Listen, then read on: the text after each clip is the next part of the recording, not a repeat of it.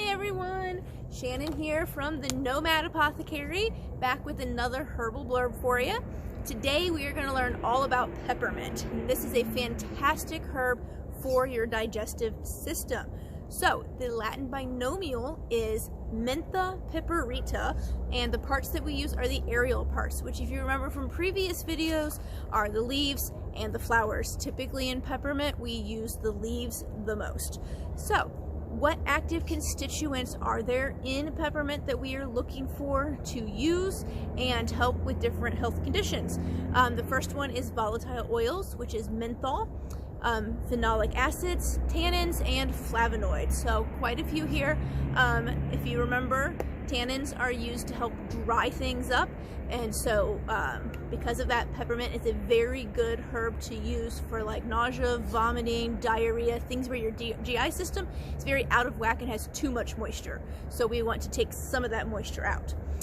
The therapeutic actions that it has, that we use it for, is it's an antiemetic, which means it stops nausea and vomiting.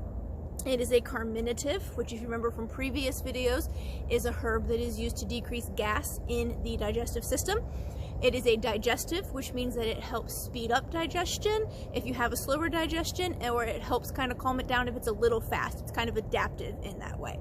It's a decongestant, so it means it's good if you're all stuffy from sinus issues going on, help drain some of that out. It's a diaphoretic, which means that it causes sweating, and you might ask, why in the world would I want a herb to cause sweating? Good question. In this case, we use it for when you have a fever that is not progressing as fever should. Fevers have different stages that they need to go through, and there is a stage that you get to where you're supposed to get a lot hotter, your fever burns through things, you start sweating a lot, and then you move to the next phase. If you got stuck at that phase before the sweating one and you can't get into the next one for your body to keep moving forward like it needs to, drinking some infusions of peppermint is actually really good for that, because it will help you move into that stage that you need to get to have the fever, break on its own. So it's also an analgesic, which means it helps with pain control, and it is a nervine, so it can help calm your nervous system. So what do we use this for typically? It's mainly a digestive system herb, so we use it to ease spasms in your GI tract, especially if you have IBS or other spasmodic conditions like Crohn's or colitis. It can ease pain from ingestion, heartburn, or flatulence. Anybody who has any of those conditions can tell you how painful it is, and it fucking sucks. So peppermint can really help keep some of that pain down and keep the spasms down and move things along and get you feeling better. It does ease nausea and vomiting. We use this a lot even in the hospitals where I work as a nurse part-time still. We use peppermint for things like that. Just even smelling the peppermint can cause the patient's nausea or vomiting to stop. It's really, really wonderful. We love it. It does help protect and soothe.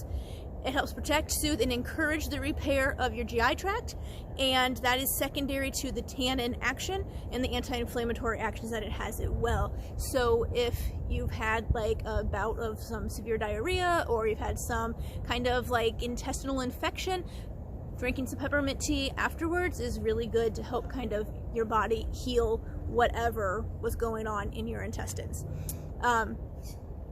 As I mentioned, we do use peppermint oil in the hospital. The most recent case that I have used it for was a patient was having severe esophageal spasms, and esophageal spasms feel like your esophagus is trying to claw its way out of your body through your chest. They are very excruciatingly painful. You will be in tears. They are awful.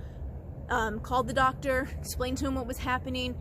He came to see her. He said, you know what, we're going to do some peppermint oil. And I was a little like, really? Because hospitals aren't exactly known for a lot of their holistic, therapies.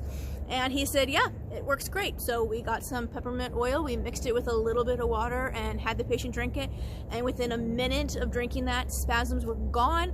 Patient was feeling 100 times better and was thanking us profusely for what she felt was a bunch of woo, and turned out not to be. So it is very, very useful. And as you see, it's even getting a place in allopathic care.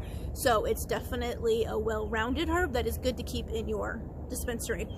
It also, like we mentioned earlier, is good at managing fevers, easing pain, alleviating congestion. If you have any kind of stuffiness in your sinuses and you can't get it out, you can make a steam bath, get like some really hot water, put some peppermint in there, put a towel over your head, kind of lean over top of it, and just breathe in those volatile oils and help clear all the crap out of your lungs, out of your sinuses, and make you feel better. So that's definitely something it can be used for, and it works really well for that too. You can also take some peppermint, like essential oil, and put a few drops in the shower, and then get inside the shower and just let that steam that it creates come up around you, and that works really well too. Dosing. So we usually take this as an infusion. That is the best way to take peppermint, as you want those good volatile oils, and water extraction is really good for volatile oils. So you're going to take 1 teaspoon of the dried herb. If you're doing fresh herb, you're going to want about a tablespoon of fresh herb to 8 ounces or 240 milliliters of water. Boil the water, pour it over the herb in your mug, cover it with a towel or a cloth or a cup or whatever you have, and let it steep for 10 to 15 minutes, strain, and then drink up to 3 times a day. If you're taking this to help move along the stages of a fever, you want to drink it as hot as you can possibly stand, which I know makes no sense, it seems, but as we mentioned, you want help your body get to that point where it starts sweating so it'll break the fever, so you want to have hot fluids. If you want to take it in a tincture form, you can. Like I said, we don't usually prefer that because of you can't really get the volatile oils as well in a tincture, but you can definitely do it that way if you don't care for the taste of peppermint tea. So you would do 1 to 2 milliliters of the 1 to 5 tincture up to 3 times a day, and again, that's about that much. So any words of caution or contraindications? There are a couple. This is not to be used on infants, newborns, or children under the age of 2, period. It is way too powerful for that, and it can actually cause harm instead of help. So do not use it on any children under 2, and especially not on babies. I don't care what you read in Facebook or what anybody tells you. It is not safe, not safe, not safe. Please don't use it. Also, it's not safe for pregnancy. I don't recommend it for any of my clients, and I do say if you do want to use it, to talk to your doctor first just to double check. It can cause some issues with that. It would due to the tannins and things, and we just don't want anything to happen to the fetus. So yeah, just double check with your doctor before really going hog wild on the peppermint tea while you're pregnant. And that is it for the contraindications, not too many. Otherwise, it is a very safe, wonderful herb to use for you, your loved ones, and any children that are above the age of 2. I love doing these with you guys. Get with me next week for the next one. If you're watching on YouTube, like and subscribe below. If you're following me on Facebook, please like my page. If you're following me on Instagram, seeing this on Instagram, please follow me. I would love it. Until next time, y'all, have a great